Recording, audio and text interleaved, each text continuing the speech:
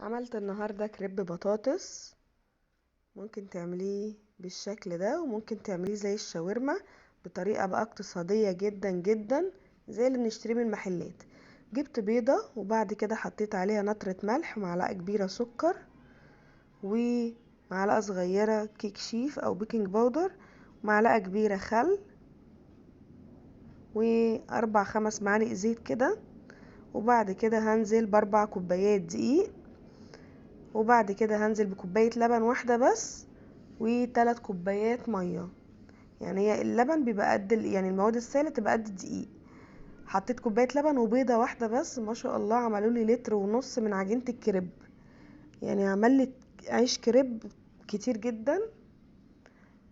بصوا بقى، حمرت البطاطس، هنعمل كريب بطاطس. هحشي الكريباية كاتشب مايونيز وطماطم وفلفل وبطاطس. بحط كده العجينة بايد، يعني بحط كده الكريب، بحط عجينة الكريب بايد، والايد التانية بحرك بيها الطاسة كده علشان تتفرد كلها في الطاسة بالشكل ده. واول بقى كده ما يعني الجناب تسيب كده اقوم قلبها على طول. بص الجناب ثابت ازاي، يبقى هو كده استوى. مسحت الطاسة طبعا بنقطتين زيت كده مش كتير. بصوا كده بقى الكريباية خلصت بقت بالشكل ده. طبعا انا حاولت ان انا احمرها عشان ما تاخدش وقت مني على الجريل.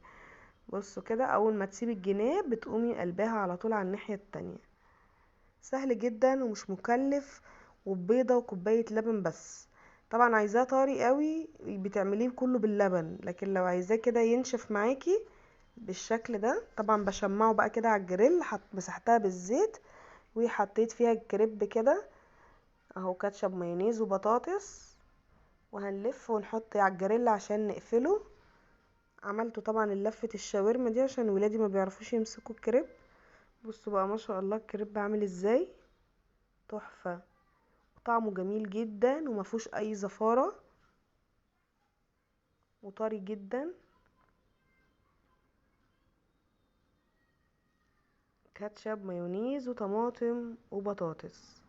عايزة تعمليه شاورما تمام، عايزة تعمليه كبدة، بيتعمل بيه اي حاجة. يعني اي حاجة متاحة عندك اعمليها. انا عملت بطاطس، كان طعمه جميل قوي وعجب الولاد قوي وبيطلبوه مني على طول. نقفل بقى كده على الجريل. طبعا ده الواحد بره بسعر، يعني احنا عملناه في البيت ومن غير اي تكاليف.